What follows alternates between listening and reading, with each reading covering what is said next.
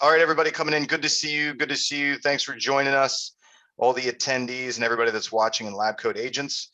One of the things, Brian and I are working on a couple of training courses for a program that has yet to be released. That's all I'm going to say. It's top secret. It is top secret. But in doing that, in Brian and I talking about the things that we're teaching, and especially the module around objection handling, Brian had some really excellent tactical phrases and strategies to give people real clear directions on how to structure language for themselves and how to structure what they're trying to do when they're faced with an objection. And I was like, man, I think we need to talk about that in Cash Call. So the topic of today is going to be objection handling and Brian's specific tactical strategies, as well as some of mine, but I thought we should highlight those today. I really appreciate that, Dal. I think it's a good combination. And here's one of the things. There's some universal stuff that we both agree with, and then there's just different personalities and different ways to do things. And, there's probably 7 or 8 different methods to handle objections. But at the same point in time, you don't need to learn eight ways. Learn a couple that really work for you and use them. And Dale and I are going to talk about a method. And I like method. I like methodology because at the end of the day, I can score myself if I have a methodology. Most people just score themselves whether they had success or failure. Well, right. Here's the thing. Some people I can just say, you know what, you're wrong, I'm right. And they go, okay, that doesn't mean that's going to work next time. Right. And so you need to be a little bit more systematic about these things. And let's face this reality. The only way to close more deals is either talk to more people when no one wants to do that, or do better with the people you're already talking to. And that's really what we're talking about with objection handling, is getting people to see things from a different perspective, right? Yep. And part of what we talked about is, I teach in Conversion University. When we talk about objection handling, the first thing I need people to understand is that from our perspective, we teach a perspective on objections and what they are. Generally speaking, an objection has 3 pieces when it's coming from someone at you. If they say, I'm not going to list with you, I'm going to list with somebody else, I'm going to work with a listing agent, I'm going to work with some other agent, I'm going to keep my home off the market until Mars crashes into the earth because values will go up, then I don't know what it is, right? Whatever their objection is, it's made up of 3 pieces. And their objection is made up of their perspective, their process, and their outcome. So their perspective is what they know, what they think they know, what they heard, what they imagined, what they saw on TV, what their neighbor told them, wherever it came from. That's their perspective. And that perspective, what they think, informs their process, which is what they're going to do or not do, or how they're going to do it, or when they're going to do it or not do it. And they're going to follow that process because they believe it's going to get them some certain specific outcome or outcomes, right? Some unique outcome that they're going to get or something they're going to gain or avoid by doing things that way. And so if you understand that that's what an objection is made of, it makes it really simple. It makes it much simpler. It's not a personal thing. Really, what you have to do is, if you want them to do something different, if you can figure out what is it you want, what is the outcome that you want to achieve, then once you understand that and you understand the way they're looking at things, then you can propose a different way of getting that same outcome, ideally with you or your company, or faster, or for more money, or now instead of later. So right. That's the perspective that we teach on objections. And then Brian has some very specific language around how he goes about, investigating that stuff. Yeah, and let me break down what Dale said in, very simple terms. At the end of the day, if someone gives you an objection, like I don't want to pay 6% commission, that's often not the objection. The objection is, I want the most money I can possibly have. Or I want to brag to my friends. Right. Or my mom didn't pay 6%, so I would be an idiot if I did. Right. But at the end of the day, you've got to figure out what their outcome is. And that's exactly what Dale's thing is, because maybe with your process or your system, you can get them the outcome that they wanted. So, and I want to Right. bring up something that's really important as we talk about objection handling: confirmation bias. And confirmation bias is one of the biggest things that we face today that we didn't have to face, say, 15 years ago. It still existed 15 years ago, but confirmation bias, for those of you who don't know what it is, basically means if I believe a thing, if somebody else tells me that that thing is true, it confirms my bias. So, for example, I believe that the earth is flat.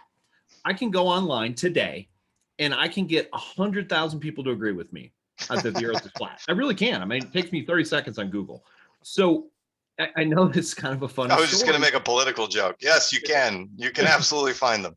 but you literally can. I mean, seriously, Google flat earth, and there's pages and pages and pages of that. So my point is, what we think is logical is not always logical. And so that is step one in understanding this. And we're actually, it's step A, point 5 before we go through our process. But understand that your logic does no longer apply to everybody else.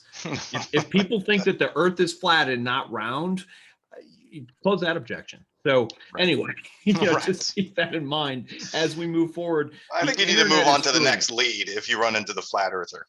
Fair enough. Anyway, I just want you guys to understand, even extreme situations we can find to be factually true in 2020 because of the internet. And so if somebody believes X, you got to understand that they've probably researched it or been told it over and over and over again. So just something that we didn't have to deal with 15 years ago. So there wasn't a lot of people doing that. Yeah, let's play a game. So if we take perspective, process, and outcome, I know that you have strategies for each of these. So if you wanted to figure out where the hell did they get that information, what's your phraseology for that? Well, and so step one for me is really simple, is I want to approve and repeat. And what is that? What do I mean by that? So give me an objection. I don't care what it is. I'm going to list with my sister who just got their license. Absolutely. Dale, I speak to a lot of people who have family members who are in the business who want to work with that family member, whether they have experience or not. They feel an obligation to work with that person. So what am I doing there? I'm approving it. I'm saying, you know what? I can completely understand your perspective of why you want to work with your sister so that Thanksgiving dinner isn't uncomfortable or whatever, whatever the case may be. And then I'm going to repeat it back to them. I don't have to say the exact words, da, da, da, da, da, da, da, but I'm going to basically let them know, you know what? That's not a bad perspective. That's, Dale's perspective. That's not a horrible, stupid thing. Even if I think it is a horrible, stupid thing, I'm going to. The lead doesn't, because they said it, right? So one of the things that I do when we teach this class, I give you a list of approval words like, you're absolutely right. You're absolutely right. A lot of people I talk to work with family members.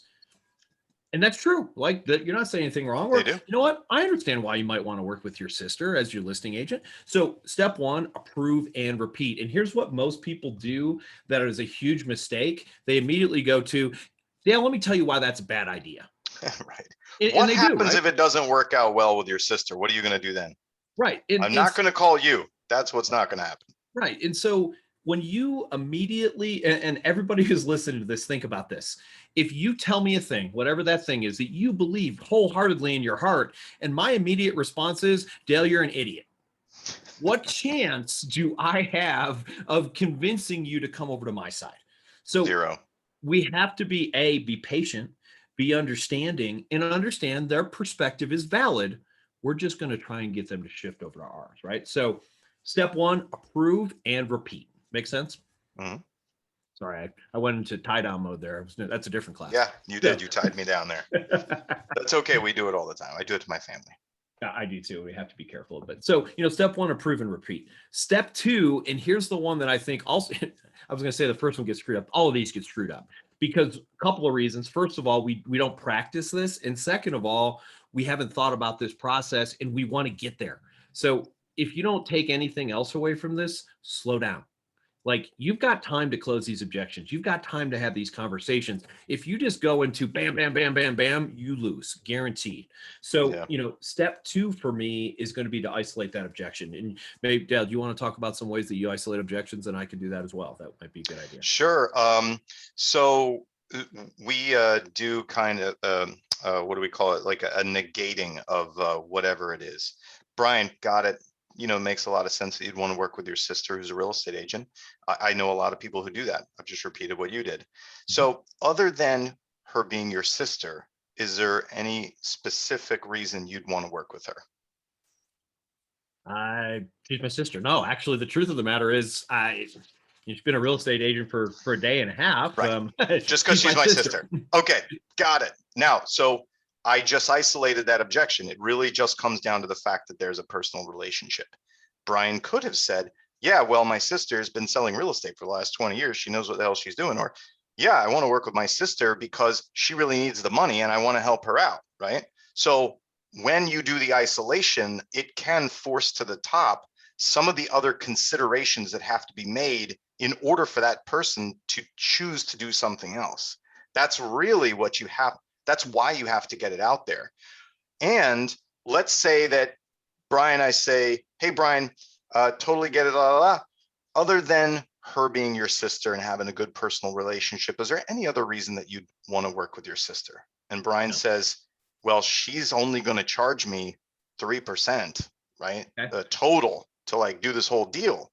Now we've just forced out a price objection too, that I have to also deal with in order to have a shot in hell of getting Brian to do something different. Right. So let's pretend, just for the sake of argument, that the real reason that you want to work with your sister is because instead of charging 6%, she's going to charge you 3%. And what I do, because I made an assumption, I didn't isolate the objection. I start talking about your family at Thanksgiving and how you never want to work with family. And Right. But that's not the reason that they're working with them. No, She's it's working. the price. It's the price. And I've seen that all the time. I think one of my favorites is a bidding war. So I watched Agent Close this all the time. Dale, I don't want to be in a bidding war. And people go and go, well, just because you're in a bidding war doesn't mean that you're going to pay the most for the property, blah, blah, blah, blah, blah.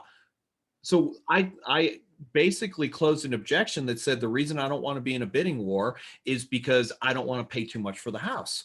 But what if that's not the reason they don't want to be in a bidding war? They don't want to be in a bidding war because it makes me feel uncomfortable and it's going to cause stress between me and my wife. And that's going to be a miserable experience for me. And I'm over here making an assumption that the reason that they don't want to be in a bidding war is because that they want to, it's a money issue. It's not a money issue. It's a stress issue. Because so how would you isolate to get down to that? Yeah, okay. Brian, you know what? We just don't want to be in a bidding war. Dale, I completely understand. I talk to a lot of people in this market who don't want to be in bidding wars. Just out of curiosity, what is the specific reason? What specifically, and I put it in there, is the reason that you're concerned about a bidding war? Got it. Yeah, you know what? I don't know. I just feel like I don't want to be at odds with anyone. I don't want to fight over a house. Dale, I completely understand. Let me ask you this. You guys love this house. It's a house you wanted to make an offer on before you found out there was multiple offers. Why don't we just do this? Let's not get in a fight. Let's not get in a bidding war. Just tell me what your absolute best price is that you want to write on the house. I'll write that up. We'll send it over to the listing agent. If we get the house, great. If we don't, we'll just go and find something else. And you don't have to worry about those 27 other offers. We'll just worry about yours. How's that sound? Boom. There you go. How many more offers could get written if our agents did that? Yeah. But what most people do is, well, Dale, don't worry about it. Just a bidding war doesn't necessarily mean money. And like, what the hell are we talking about money for? I'm worried about stress or, right. Vice versa. I want it to be easy. Yeah. Right. And so there's a way to handle this, but you can't answer the right question until you know what the question is. And that's what isolate the objections all about is how do I find the right question what is the right question to answer there? So I think that's one of the biggest mistakes that people make is they close the wrong objection. Even if they do all the rest of it right, the person walks away going, I don't understand what the hell Brian was talking about. He's talking about money, and that has nothing to do with why I don't want to buy that house. Yep.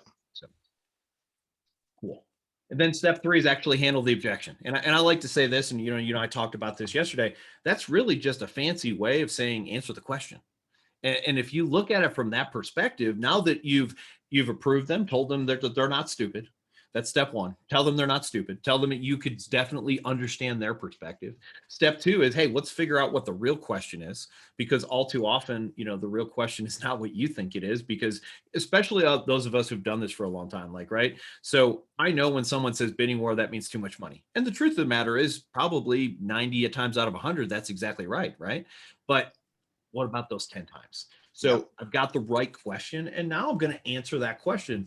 And really, all I'm trying to do is change their perspective. So instead of just coming at it headlong, I want to be a little bit subtle about it, right? So, we have different methods for handling objections. Let's talk about them, some of them. Like one of my Sure. favorites is feel, felt, found. And we talked about this yesterday. And, if Dale said to me, I don't know, let's come up with an objection. I need one. How about I only want to work with the listing agent? That's a good one, right? Hmm. Okay, Yep. so So tell me yeah, only one. yeah. So Brian, we're just looking to work with the listing agent. Absolutely, Dale. I talk to a lot of people, and they absolutely just want to work with the listing agent. Out of curiosity, what's the benefit to you in your mind of working with just the listing agent? Well, we just want to make sure that we can get the best deal possible. I completely agree. It's always the best. Everybody wants a good deal. I don't want to waste my money. I completely understand that. I'm going to offer just a little bit different perspective, if you don't mind. So, I know exactly how you feel. About 25 years ago, I actually bought this before I was a real estate agent. I actually bought a house, and my wife and I, we felt the exact same way you did. We wanted to go to the listing agent. We thought we'd get the absolute best deal. And here's what we found. It was a little bit different than I originally thought. What I found out was when we got to the point where we were negotiating things, specifically repairs, that the listing agent just kept trying to talk me out of asking for repairs. And at the end of the day, I didn't feel like I was represented at all. I felt like, honestly, that person was just representing the seller. Can you understand how that could be a possibility? Yeah. So, I completely understand that you could work with the listing agent and that's an option. But let me ask you this. If I could show you a way to be represented so that you make sure that someone's looking out just for your own interest, and by the way, we have a couple of programs that might save you some money, would you consider working with me as your agent instead of going directly to the listing agent? Sure. So, and then we can go through and we can talk about, that last part was me talking about USPs. So for example, I have a unique selling proposition that says, hey, if you work with us as your buyer's agent, we'll get you a free home warranty and free appraisal. You have to work with our lender, but it doesn't really matter what the USP is, but we've got to get them a reason to want to move forward with us versus just, well, it's really dumb to work with the listing agent. And Hmm. that's what most people say. Like Hmm. they skip steps 1 and 2 and Oh go yeah. to, hey, Dale, I Let's. understand that, but that's really not the best way to do it. Here's a great one I've heard for years. Would you get in a divorce if you were in a lawsuit? Would you let the same attorney represent both you and the person you were suing? Well, no, Right. Yeah, but that's we're terrible. not in a That's terrible. lawsuit. Disclaimer, everybody listening, that was not what you want to do. No. So I can imagine there's somebody like watching this on YouTube later and not paying attention. They're like, oh, wow, that's a great one. Yeah, let's use the attorney one. Well, you missed the whole part. We said don't do that. Yeah. So if you skip those parts, all of a sudden, and by the way, it makes you feel aggressive, right? Oh, you yeah. know and you don't want to feel aggressive. You want people to be No, comfortable with you. You want them to understand where you're coming from. So no, we don't have a right. It doesn't work for us. Aggressive salespeople don't work for the lead unless the lead believes either trusts that the salesperson has their best interest at heart truly, or if the salesperson actually does have a very logical, a more logical reasoning than what they have, and they realize it, and then they'll grudgingly agree. But aggressive doesn't usually work too well. It has no. to it has to be authentic and it has to be in their best interest. Yeah, and that's one of the most important things. You can't lie here. You can't make something up. It has to Mhm. be an actual perspective. And one of the things I think that people, if you actually look at it this way, there's a possibility that it's not in your best interest that they feel away, but they could be right. you know there are listing agents out there, none of them on this call, but there are listing agents out there who you went to and say, look, I'll work with you to buy your house, and if you give me 3% of the commission and basically represent the buyer and the seller. And there are agents out there who go, yep, I'll do that. Yeah. So I don't advocate that. I think it's ridiculous. And I think that there's a lot of bad things about that. But nonetheless, that is a possibility. And in that case, that person might actually benefit from working with the listing agent. So we make all these assumptions because of our experience, because of our perspective, because of our bias. Uh, if you don't take the time to understand where that person's coming from, I think you're going to lose almost every single time.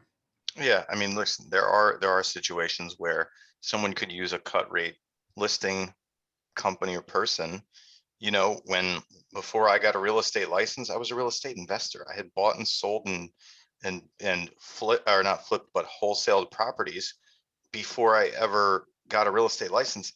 I knew what the hell I was doing, right?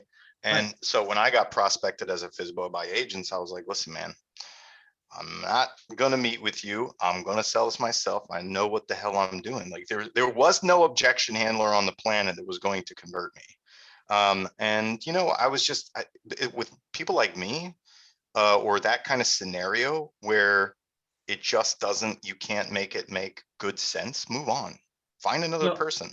and I love what you just said there, Dale, because here's part of the rest of that reality is sometimes we beat our head against the wall because we don't do steps 1 and 2. So we're beating our head against the wall trying to come up with some reason this person should work with us, and it may not be in their best interest. So I had a Right. guy that came in through our system yesterday, and he said to me, Brian, if you list my house for 3.75%, I'll give you my listing.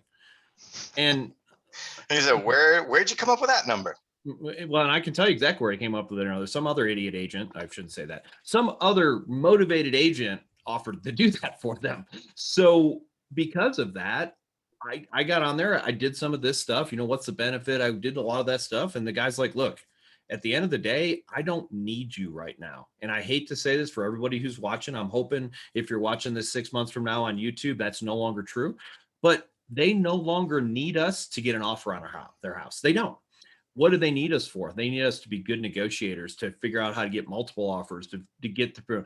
We actually had a person say, well, you know, advertising a house is not something that's important today. And I'm like, you're missing it. If you're going to put the house under contract in 2 hours and just take the first couple offers, then you're right. Marketing doesn't matter. But, you know, what if you could do this? So this is a fun one because, you know, let's just kind of play this out. Be a seller who says, Brian, there's absolutely no reason for me to pay you 6% today, because the truth of the matter is you're not going to have to do anything to market my house. And I want to give a caveat that it depends on market. So I know some markets, like certain areas in Utah, where literally that is the case. All a homeowner has to do is put a Post-it note on their front door and they're going to have 40 offers. But there's other markets like mine in Philadelphia where you still actually have to market and work to get something sold for the most part. So yeah, Brian, listen, I'm not going to pay you 6%, man, when basically you don't really have to do anything. You're going to throw it on the internet and a bunch of people are going to come to purchase it. I mean, I can do the same thing. Absolutely, Dale. I completely understand. And by the way, I promise you, if you list at the house at the price that you talked to me about, that you're going to get an offer on your house, and you're going to get it probably in less than a week, maybe even a day. So I completely agree with where you're coming from. Let me ask you this: if you were able to get 25 offers instead of 2 offers, could you find some benefit in that? Yeah. I mean, Okay. you know, as long as I get more money for it. Well, and let me just say, I can't guarantee you're going to get more money for it, but I can guarantee you that you have a higher probability of getting more money for it if you have 2 offers, for 25 offers versus 2. Because one of the things that we're going to do is we're going to market the heck out of your house. As a matter of fact, we list houses on Wednesday and we don't take any offers until Monday, assuming that you're willing to go through our marketing plan. We're going to market the heck out of the house. We're going to do an open house on Saturday or Sunday. And on the average in this market, we're getting 20 to 25 offers. Now, about 10 of those are garbage. Another 5 of them are and then we end up with somewhere between 5 and 10 offers that are really, really strong. And what we do with that is we take those offers and we kind of pit them against each other, for lack of a better way to put it. Sounds a little Machiavellian, but nonetheless, we get them to compete with each other.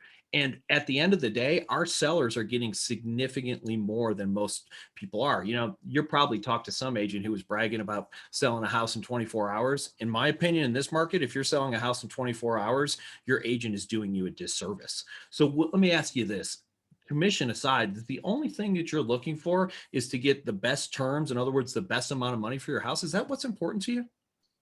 Isolation. Yeah, pretty much. So if I could show you, based on our marketing plan, that you could actually get more money by doing it by paying us 6% than paying somebody else 4.5%, would you consider listing with us instead? Nice. Good So, close. There we so go. you've got to come up with these things. And by the way, guys, if those of you who are watching, that's not the first time I've done that. So when I teach this class, and I'm sure Dale, my last slide, I like to use slides to talk about this stuff. My last slide, it says practice, practice, practice, practice, because that's what this is all about. This is great stuff, in my opinion. I'm patting myself on the back there, but I think this is good information. But if you try this for the first time sitting in front of a seller, you're probably going to fail. Oh yeah, it definitely takes work. I mean, you know, in it people fail training first, right? Like we have to practice it and practice it. We were just working on it with a training with a team today. We were working on asking for the buyer broker relationship signature and going through some common objections that you get, i.e. like, oh yeah, well, yeah, we'd like to work with you, but you know, once we find the perfect home, then we can make a commitment, right? So working through that and, you know, understanding where they're coming from and helping to shift that perspective and then going back in for the close. So but in working with the agents, they really stumbled over it. And so we have to do it several times before they ever have a hope in hell to actually do it live in, you know, in a situation where it's do or die. So you got to practice this stuff. Yeah, and here's the thing, you can practice specific, and I would suggest to people who are watching this, come up with 4 or 5 objections that that you're dealing with every single day, or every single month would probably be more realistic. You know, the ones that you're coming up with, the multiple offers. I don't want to write an offer above, you know, you hear this one a lot. Why on earth would I pay above? I would be an idiot to pay above appraised value for a home. You know, Dale, I completely understand where you're coming from. At one point in time, I literally said the exact thing. I would never pay above appraised value for the home. But let me ask you this, if we could show you a way that actually it makes more sense to pay above appraised value in today's market than it would be to wait 6 to 12 months, would you consider that? Like, whoa, Yeah. how could that be possible? Well, and then you go into talking about, great, you can wait 6 months, you won't pay above appraised value, but interest rates will be 1.5 higher, and your monthly payment actually ends up being $200 a month higher. That was a very short version of that, but you've got to be able to get them to listen. One of the things you notice when I'm isolating objections is, if I could, would you? You know, if I could show you how to save $10,000 buying a house, would you consider working with me as your agent? Well, yeah, tell me about saving $10,000. Or, you know, whatever that is, it's that isolation. And so that we're making sure that Dale and I are having the same conversation with each other. He's not over here talking about flat earth and I'm over here talking about something else.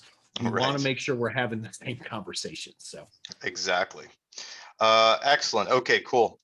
We got well, we're at the top of it. We're at time. So here's what you guys should do. If you are, well, here's what we'll do. You guys will know when we're releasing the training course. It's going to be within LCA, but we'll let everybody know when that comes up. So obviously you can't miss it, but there's going to be a whole lot of Dale and Brian packed into that stuff to help you guys convert your leads, deal with these objections, deal with these people that you feel are just being mean to you. They're not being mean to you. They just haven't solved their problem the best way that you can solve it, right? Good. All right, Brian, thanks for joining me, man. Dale, appreciate you. Have a great week, and we'll talk to you soon. Bye.